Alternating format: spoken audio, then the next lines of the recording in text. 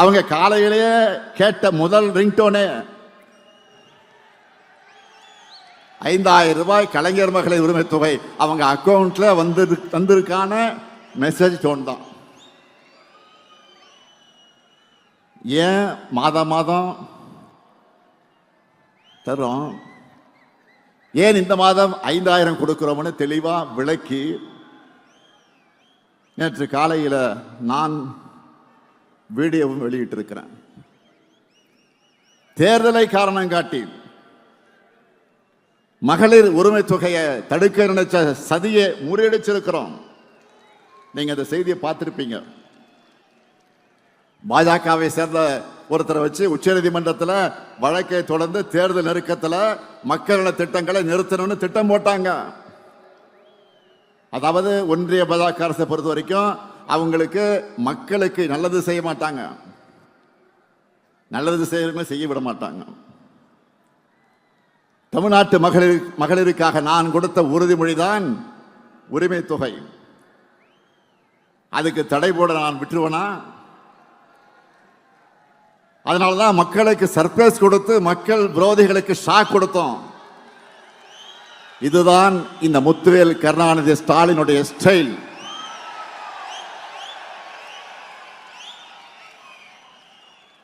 ஓரவஞ்சனைக்கும் வஞ்சகத்துக்கும் ஒருமுகம் இருந்தால் அதுதான் ஒன்றிய பாஜக அரசு. இதுவரைக்கும் தமிழ்நாட்டுக்குன்னு ஏதாவது ஒரு சிறப்பு திட்டம் அறிவிச்சிருக்கிறாங்களா? நான் திரும்ப திரும்ப கேட்டுக்கிட்டு இருக்கிறேன். முறையா பதில் சொல்ல இதுவரையில் பிரதமரோ உள்துறை அமைச்சரோ வரவில்லை. அதுக்கு பதில் சொல்ல முடியல. அது இதுதான், இது இதுதான், இது அதுதான், அது இதுதான்னு ஒதுக்கப்படுகிற நிதிகளை சொல்லிய ஏமாத்திட்டு இருக்காங்க. பாஜக தலைமையில் இருந்தும் இதுக்கு பதில் வரல. பாஜகவின் கிளை செயலாளராக இருக்கிறார் பழனிசாமி. பாஜக கிளை கழகம் ஆயிடுச்சு. இப்போ பாஜகவின் கிளை கழக செயலாளராக இருக்கக்கூடிய பழனிசாமி அவங்ககிட்ட இருந்தாலும் பதில் வந்துச்சா? தமிழ்நாட்டுக்கும் தமிழ்நாட்டு மக்களுக்கும் பேசுறதுக்கு துணிவில்லாம முதுகெலும்பு இல்லாம கொத்தடிமை சேவகம் செஞ்சுட்டு இருக்கக்கூடிய பழனிசாமி எனக்கு சவால் விட்டு இருக்கிறாரு. எந்த பழனிசாமி? இன்னைக்கும் ஒரு அரசியல்வாதி எப்படி இருக்கக்கூடாதுன்னு என்பதற்கு அடையாளமா சோசியல் மீடியாவில் வளம் வந்துட்டு இருக்கக்கூடிய அதற்கு சொந்தக்காரரான பழனிசாமி அவர்களே, மாண்புமிகு பழனிசாமி அவர்களே, தவழ்ந்து தவழ்ந்து ஊழல் குற்றவாளியான அம்மையார் சசிகலா காலில் விழுந்து பதவியை பெற்றவுடைய காலை வாரி விட்டுட்டு நீ எனக்கு பதவி கொடுத்தியான மரியாதை இல்லாம உரிமையில கேட்டீங்களா? இல்லைன்னு மறுக்க முடியுமா? சட்டம் ஒழுங்கு பற்றி பேசுவதற்கு உங்களுக்கு தார்மீக உரிமையாவது இருக்கா? உங்க கட்சியினுடைய உண்மையான பொதுச் செயலாளராக இருந்த அம்மையார் ஜெயலலிதா அவர்களுடைய கொடநாடு பங்களாவில் நடந்த கொள்ள, அதை தொடர்ந்து நடந்த மர்ம மரணங்கள், இதையெல்லாம் மறக்கடிச்சுட்டு நினைச்சிட்டு இருக்கீங்களா? பொல்லாத ஆட்சிதான் பழனிசாமியுடைய ஆட்சி என்பதற்கு பொள்ளாச்சியே பாலியல் வன்கொடுமைகளை சாட்சியா ஆறாத வடுவா இருக்க. ஸ்டெர்லைட் ஆலை வேண்டாம்னு அமைதியா ஊர்வலம் போன அப்பாவி பொதுமக்கள் மேல துப்பாக்கி சூடு நடத்த சொல்லிட்டு டிவியை பார்த்து தான் தெரிஞ்சுக்கிட்டேன்னு நாடகம் போட்டது மக்கள் மறந்துட்டாங்க நினைக்கிறீங்களா? சாத்தான்குளம் காவல் நிலையத்தில் அப்பாவும் மகன் அடிச்சு கொல்லப்பட்டப்போ அவங்க உடல்நலம் இல்லாம இருந்ததாக கொஞ்சம் கூட ஈவு இறக்கலாம சொன்னீங்களா? உங்களோட அந்த கல் மனசை மக்கள் மறந்துட்டாங்கன்னு நினைச்சீங்களா? ஊழலின் ஊற்றுக்கண்ணான அதிமுகவோட பாரம்பரியத்தை காப்பாற்ற உறவினர்களுக்கு டெண்டர்களை அள்ளி கொடுத்துட்டு வழக்கு வந்த உடனே என்ன சொன்னாரு? தமிழ்நாடு முழுக்க சொந்தக்காரர்கள் இருக்காங்கன்னு சப்பை கட்டுனீங்களா? மக்கள் மறந்துட்டாங்கன்னு நினைக்கிறீங்களா? உங்க மேல ஊழல் வழக்கு இருக்கேன்னு கேட்டப்போ யார் மேலதான் ஊழல் வழக்கு இல்லைன்னு அசரடிக்கிற பதில சொன்ன உங்க டேலண்ட் என்னன்னு சொல்றது? உழவர்களுக்கு எதிரான 3 வேளாண் சட்டங்களை மனசாட்சி இல்லாம ஆதரிச்சு போராடின விவசாயிகள் மேலேயே அவதூறு பரப்புனீங்களா? பச்சை துண்டு போட்டு பச்சை துரோகம் செஞ்ச பழனிசாமின்னு சொல்லி உங்களை புறக்கணிச்ச விவசாயிகள் அதை மறந்திருப்பாங்கன்னு நினைச்சீங்களா?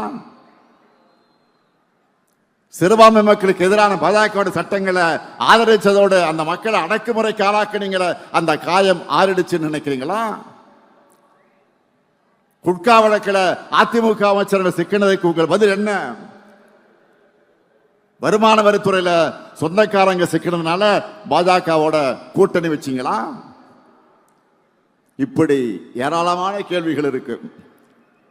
இதுக்கெல்லாம் நீங்க பதில் சொல்லாம தவிர்த்தாலும் மக்களுக்கு பதில் தெரியும், உங்க லட்சணமும் புரியும். எனவே திமுக அரசு அவதூறுகளால் கலங்கப்படுத்த நினைக்கிற உங்களுடைய பேச்சுக்களை மக்கள் நம்ப மாட்டாங்க. நம்ம திராவிட மாடல் அரசு சாதனைகளை அரசாக இருக்கிற காரணத்தினால பழனிசாமி அவர்கள் இவ்வளவு வேதனையோடு புலம்புறதுக்கு காரணம் இதுதான். 1000 ஆண்டுகள் நின்று பேசுகிற சாதனைகளை 5 ஆண்டுகளை செஞ்சு முடிச்சிருக்கிறோம்.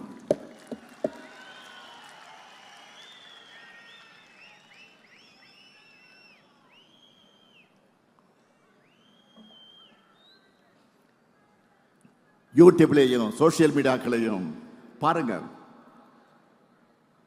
வட மாநில சேனல்கள்லாம் எப்படி சாதனைகளை இப்படி சாதனைகளை செய்யக்கூடிய அரசு இந்தியாவிலே இல்லைன்னு நம்ம திராவிட மாடல் அரசை பாராட்டி ஒரு சிறப்பான ஆட்சிக்கு அடையாளம் இதுதான் தமிழ்நாட்டு அரசுன்னு சொல்லி ஒரு எக்ஸாம்பிளா காட்டிட்டு இருக்கிறாங்க. நான் மட்டும் இல்ல, இங்க இருக்கிற ஒவ்வொருத்தரும் நெஞ்ச நிமித்தி சொல்லலாம், தமிழ்நாட்டு வரலாற்றிலேயே நம்ம கவர்மெண்ட் மாதிரி சாதனைகள் செஞ்ச அரசே கிடையாது. ஒட்டுமொத்த தமிழ்நாட்டுக்கு செஞ்ச திட்டங்களை மட்டும் இல்ல, ஒவ்வொரு மாவட்டத்துக்கும் தொகுதிக்கும் நிறைவேற்றப்பட்டிருக்கக்கூடிய சாதனைகளை நம்ம பட்டியலிட்டு சொல்லிட முடியும்.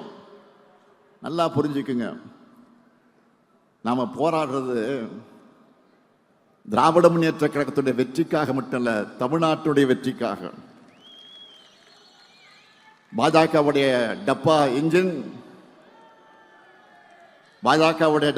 முன்னாடி நம்முடைய திராவிட மாடல் சூப்பர் ஃபாஸ்ட் என்ஜின் ஒருபோதும் தலைகுனியாது.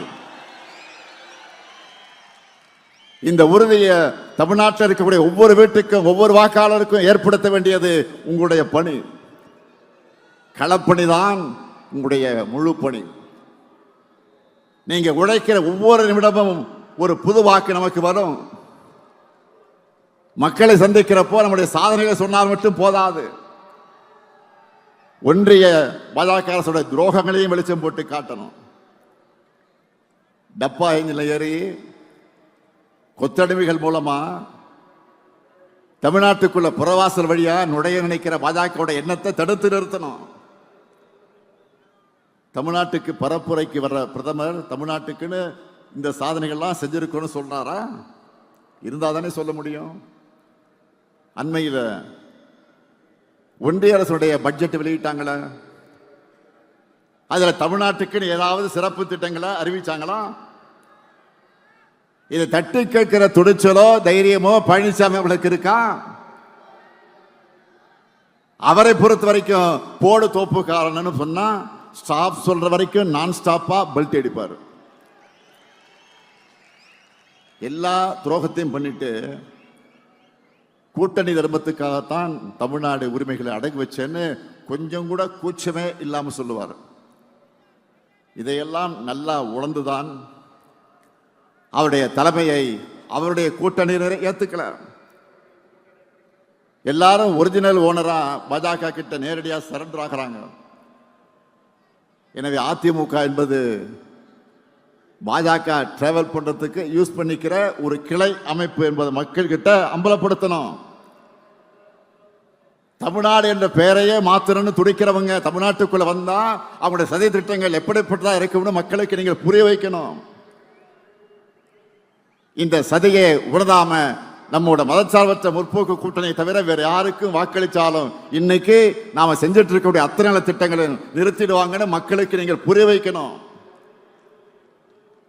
எனவே திராவிட மாடல் 2.0 ஆட்சி அமைக்க, அந்த ஆட்சி அமைக்க வேண்டும் என்ற நம்மோட இலக்கை நீங்க எல்லோரும் உங்க நெஞ்சங்களை ஏந்தி அந்த இலக்கை அடைய ஒற்றுமையா பணியாற்றணும். நம்ம இலக்கு எவ்வளவு? 200 தொகுதிகள். நம்ம இலக்கு எவ்வளவு? 200 தொகுதிகளை வெற்றி பெறணும்னா என்ன தேவை? ஓய்வில்லாத உழைப்பு. வேட்பாளரை அறிவிக்கிற பொறுப்பை தலைமை கழகம் பார்த்துக்கும். வெற்றி பெறக்கூடியவர் தான் வேட்பாளர், திறமை உள்ளவர் தான் வேட்பாளர். அவரை சட்டமன்றத்துக்கு அனுப்ப வேண்டியது உங்கள் கடமை. 7வது முறையும் கழக ஆட்சி அமைத்தது என்ற வரலாற்றை எழுத வீரியத்தோடு செயல்படுங்க. மீண்டும் சொல்லுகிறேன், தமிழ்நாடு அணியா டெல்லி அணியா என்ற இந்த ஜனநாயக போர்ல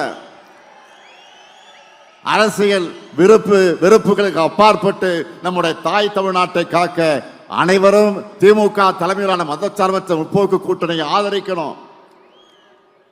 அதுக்கான அத்தனை கலப்பணையும் நீங்க இடைவிடாம செய்யணும். தொடர்ந்து வெல்ல உழைப்போம், மீண்டும் வெல்வோம், மீண்டும் மீண்டும் வெல்வோம், வெல்வோம் ஒன்றாக. நன்றி, வணக்கம்.